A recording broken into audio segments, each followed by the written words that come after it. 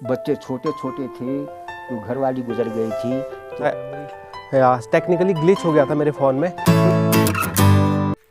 Hey guys, good morning and welcome back to the channel. Hope so आप सभी लोग ठीक होंगे, अपना ध्यान रखिए और अपने घर वालों का ध्यान रखिए। और अभी सुबह सुबह 6:30 बजे हुए हैं और मौसम अभी भी खुला नहीं हुआ है, धुंध लगी हुई है चारों तरफ और ठंडा है बहुत। तो अभी मैं कहीं जा रहा था, सुबह थोड़ा काम पड़ गया था, कटपुनिया वगैरह जा रहा था, तो काफ़ी सुबह ठंडा हो रहा है। मैं बिना ग्लव्स के चल रहा था तो हाथ एकदम जम से गए थे। तो चलते हैं, पहले ग्लव्स वगैरह पहनते हैं, इसके बाद चलते हैं कटपुनिया की ओर, मिलते हैं आपको। तो अभी मैं पहुंच चुका हूं कटपुनिया में, थोड़ा ठंडा हो गया था।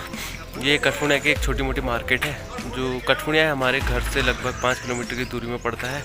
ये रानीखेत और अल्मोड़ा हाईवे पर स्थित है।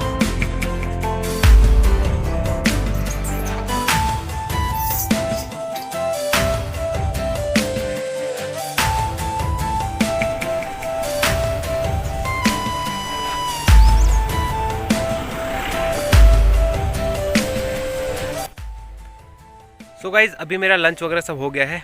आश्रम है श्री हैड़ा खान बाबा जी का, यहाँ पे एक बोर्ड भी लगा उनका, श्री श्री 1008 हैड़ा खान सिद्ध आश्रम शीतलाखेत में ही मौजूद है, शीतलाखेत क्षेत्र में। और ये रोड से 50 मीटर की दूरी पे ऊपर स्थित है। और आपको बता दूं कि जो शीतलाखेत है, शीतलाखेत एक पहाड़ी हिल स्टेशन है जो उत्तराखंड राज्य के अल्मोड़ा ज़िले में स्थित है। यहाँ पे काफ़ी सारे पर्यटक आते हैं। शीतलाखेत वैसे तो एक छोटा सा हिल स्टेशन है, पर हिमालय की गोद में बसा हुआ ये छोटा सा हिल स्टेशन पर्यटकों के लिए बहुत शांति और सुखदायी है। और यहाँ पे बाहर से जो पर्यटक हैं, जो शहरों की चकाचौंध से उब गए हैं, वो लोग यहाँ पे आते हैं और शांति का अनुभव करते हैं। और यहाँ से आपको काफ़ी चोटियों का नज़ारा देखने के लिए मिल सकता है, आप भी आ सकते हैं इधर पे। अभी चलते हैं अंदर की ओर। यह क्षेत्र पूरा हरियाली से भरा हुआ है और यहाँ पे काफ़ी वृक्ष भी है, अनेक प्रकार के वैराइटीज़ मिल सकता है आपको। बांज और देवदार के वृक्षों के बीच एक छोटा सा मंदिर है यहाँ पे, हैड़ा खान बाबा का मंदिर। अंकल जी यहाँ पे देखभाल ही करते हैं। यहाँ आश्रम का मुख्य मंदिर है, यहाँ पे दरवाज़ा खोलेंगे अभी बड़े भाई हमारे। और यहाँ पे एक हनुमान जी की मूर्ति है और यहाँ पे श्री श्री 1008 हैड़ा खान बाबा जी की एक प्रतिमा भी स्थापित है। और यहाँ पे शिवलिंग है और यहाँ पे एक आध मूर्ति है। जय भोलेनाथ। और यहाँ पर कुछ जो यहाँ पे श्रद्धालु आते हैं उनके बैठने के लिए एक आश्रम टाइप का ये बना हुआ है। इसके अंदर हैड़ा खान बाबा की समाधि ली हुई प्रतिमा भी लगी हुई है।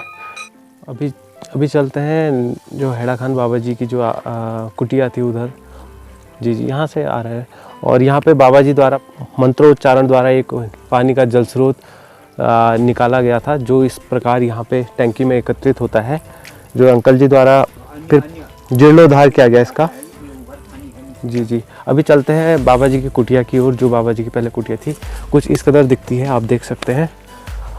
और यहाँ पे इनका कुंड वगैरह है ना। हाँ हाँ जी, अखंड दिया है। ये अखंड दिया जला हुआ है। और ये उनका छोटा सा कुटिया में यहाँ पे फोटो लगाई हुई है। यह यज्ञ कुंड, ये चूल्हा है उनका खाना बनाने हाँ, जहाँ पे पहले खाना बनाते थे, ये चूल्हा है उनका। वही इसी में सोना भी होता था। जो प्राचीन काल के घर होते हैं ये ऐसे ही नमूने का है। जी, उत्तराखंड शैली के जो घर है, आप देख सकते हैं, पत्थर वाले मकान, जो मैंने आपको इनकी विशेषता भी बताई हुई है। एकदम टेम्परेचर इक्विलिब्रियम में रहता है यहाँ पे। तो इस तरीके के घर होते थे। और यहाँ पे काफ़ी शांति का माहौल है। पूरा क्षेत्र बांज के वृक्षों से आच्छादित है। 120 नाली एरिया में पूरा फैला हुआ है। जी, चलिए अभी थोड़ा अंकल जी से बात करते हैं। ये पूरा क्षेत्र आश्रम के भीतर आता है। आप देख सकते हैं एकदम शानदार मनमोहक दृश्य, चारों तरफ हरियाली ही हरियाली।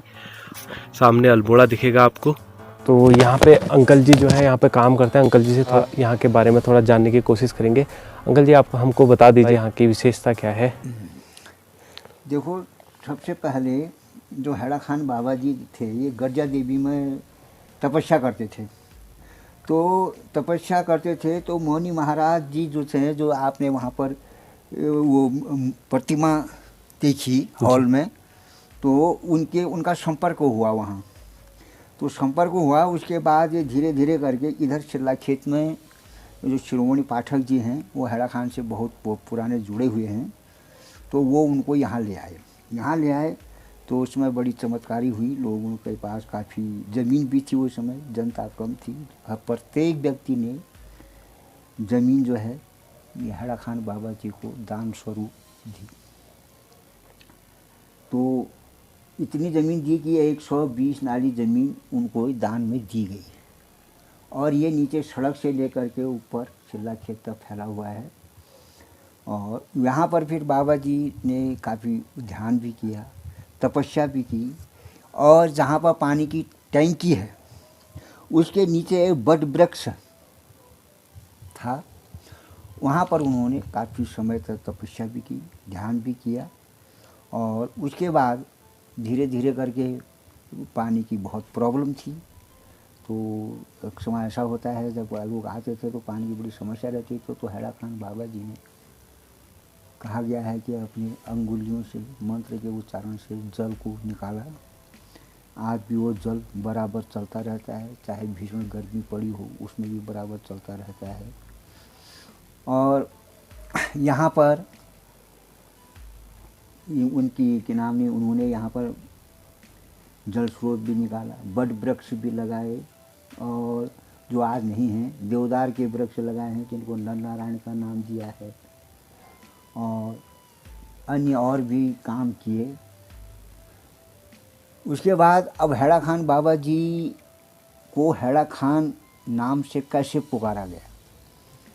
अब बहुत से लोग ये कहते हैं, भाई हमसे पूछते हैं, प्रश्न करते हैं कि भाई हैड़ा खान तो एक मुस्लिम जाति शब्द जी है, जी जी आता वही है जी। हमने कहा भाई आप सही कह रहे हैं।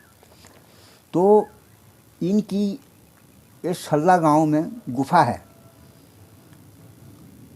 तो उस गुफा से पुराने आदमियों का ये कहना है इतिहास में कि क्या नाम कहते हैं, वो गुफा से ये प्रकट हुए थे। कहाँ? जहाँ हल्द्वानी हैरड़ो खान नामक गांव है, वहाँ हैड़ा खान मंदिर बना हुआ है जी ना।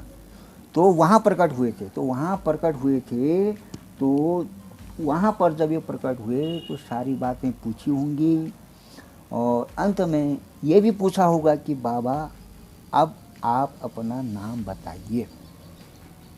तो बाबा जी ने कहा, सीधे उल्टा उत्तर दिया। उन्होंने कहा भाई जो इस गांव का नाम है वही नाम मेरा भी है, इसलिए कोई हैरड़ा खान जी कहते हैं, कोई कहते हैं हैरड़ो खान बाबा। तो धीरे धीरे शब्द बन गया है हैड़ा खान, ये नाम से ये पुकारे गए। आप देखो ये हैं शिव अवतार, ये शिव, क्योंकि जमीन से ही ये प्रकट हुए हैं, जमीन में ही ये इन्होंने। इनकी 4 विशेषताएं हैं। एक, आँखों की पलकें ऊपर नीचे नहीं होती थी। दूसरा, इनकी परछाया नहीं पड़ती। जैसे हम धूप में खड़े हैं जी तो हमारी छाया पड़ती है, वो छाया इनकी नहीं पड़ती थी। नंबर तीसरी विशेषता इनकी ये है, जैसे हमारे गीले पाँव हो जाते हैं, हम सूखे स्थान पर रखते हैं, छाप पड़ जाती है पाँव। जी जी, छाप आ जाती। इनकी छाप नहीं पड़ती थी। और चौथी विशेषता मौनी बाबा जी ये बताते हैं कि हैड़ा खान बाबा जी को सपनों में देखते थे तो उस दिन बड़ा प्रसन्न रहते थे। कहते थे बालक मैंने आज अपने गुरु जी देखे, अभी मैंने नज़दीक में देखे, कुछ दूर देखे, मुझे वो हिमालय में दिखने लग गए। तो उस दिन बड़ा प्रसन्न रहते। तो चौथी विशेषता ये है, अभी यहाँ पर हैं, अभी कुछ दूरी पर हैं, अभी हिमालय में दिखाई दे रहे हैं। और 5वीं विशेषता उन्होंने ये जोड़ी गई है इसमें कि ये अपना रूप बदलते रहते हैं। बाकी आदि आदि बातें हैं, वो कहाँ तक सच हैं कहाँ तक झूठ हैं, इसको कहना हमारे लिए अनावश्यक है। जी जी बिल्कुल। इस बात को जब ये पुस्तकें छपी है ना, जी जी, ये गोरखनाथ बाबा जी ने जब पुस्तक छापी है तो यही बयान मेरे से वो ले गए हैं, यही उन्होंने पुस्तक में छाप रखी है, आज वो लोगों को वितरित कर रखी है। निकाय पंडित बांध बांधते देवे को कछु नाय, राई ते पर्वत करे पर्वत राई माए। बिल्कुल ना तो पंडितों का ये है कि वो छोटी चीज को पर्वत बना देंगे, पर्वत को भी राई बना देंगे। जी अंकल। तो बताना तो ये हमारी इतना ही हम कहना चाहते हैं। और एक बात ये है, देखो ये जल जो है ये गंगा जल से भी सबसे बड़ा पवित्र जल माना गया है, क्योंकि हमने मौनी बाबा जी को मरते दम पर भी हमने उस जल से नहाते हुए देखा है। मरते दम पर भी वही धारे पर जा कर के वो नहाते थे। लेकिन ये जल इतना महत्व माना गया है कि इसमें आपकी जो मानसिक चिंताएं होती हैं, जी, चलिए जी। सबको होती हैं वो हाँ, चिंताएं। आजकल के एक तो ऐसी लाइफ हो गई है कि मानसिक जो चिंताएं है वो जो ज्यादा है वो घेर ले इंसान लेती को। हैं। ये जी। बात सही है बिल्कुल। तो ये मानसिक चिंताओं को ये जल जो है आप स्नान करेंगे तो ये चिंताओं को दूर करेगा। मैं अपनी कहता हूँ, मेरी इतनी बड़ी विपत्तियाँ थी, इतने बड़े कष्ट थे और बच्चे छोटे छोटे थे, तो घरवाली गुजर गई थी, तो हमने बच्चे यही पाले। आज भगवान की कृपा से जो भी हैं अपने काम पर लगे हुए हैं।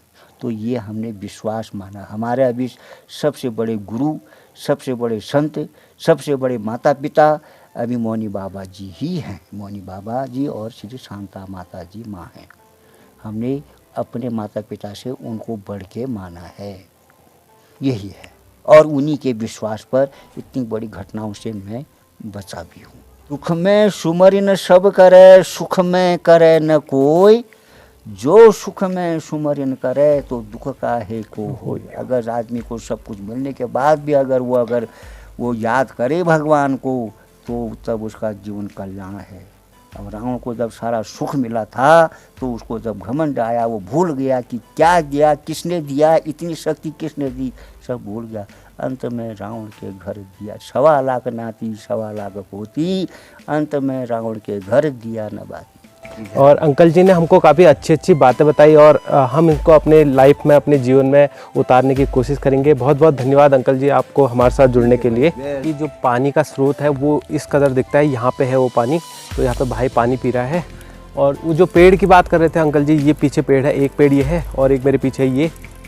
तो एक्चुअली हुआ क्या कि हम रिकॉर्ड तो कर रहे थे और काफ़ी कुछ रिकॉर्ड किया हमने, बट जो मेन चीज़ जो हम आश्रम के अंदर वो समाधि वगैरह थी ना, वो हमारे फ़ोन से रिकॉर्ड नहीं हो पाई। एक्चुअली मेरे फ़ोन ने धोखा दे दिया।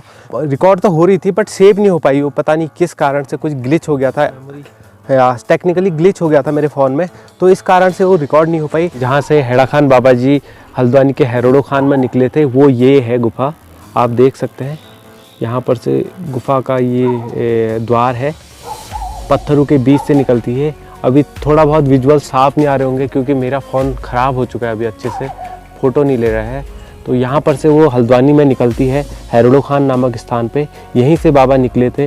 बाबा जी के जाने के बाद यहाँ पे और लोगों ने भी प्रयास किया पर वो बाहर नहीं निकल पाए गुफ़ा से, तो वो यहीं गुफ़ा के बीच में कहीं लुप्त हो गए हो। तो कुछ इस तरीके से दिखती है, आप देख सकते हैं। सो गाइज अभी मैं हूँ घर पे, क्योंकि वहाँ से भी टाइम से निकल गया था और 5:30 हो चुका है। थोड़ा बहुत अपने घर के काम कर लिए और अभी वॉक पे निकला हूँ, क्योंकि सुबह वॉक पे नहीं जा पाया था ना। और आप लोगों को दिखाया था आश्रम के बारे में, आश्रम की विशेषताएँ और जो जो वहाँ पे था अंकल जी ने बताया था। और थोड़ा मोबाइल की भी प्रॉब्लम चल रही थी, तो आज की वीडियो में बस इतना ही रखते हैं। और अगर वीडियो थोड़ा बहुत भी अच्छा लगा हो तो लाइक कर देना और नीचे अपना फीडबैक दे देना और सब्सक्राइब कर देना चैनल को। फिर मिलते हैं आपको नेक्स्ट वीडियो में, तब तक के लिए बाय बाय।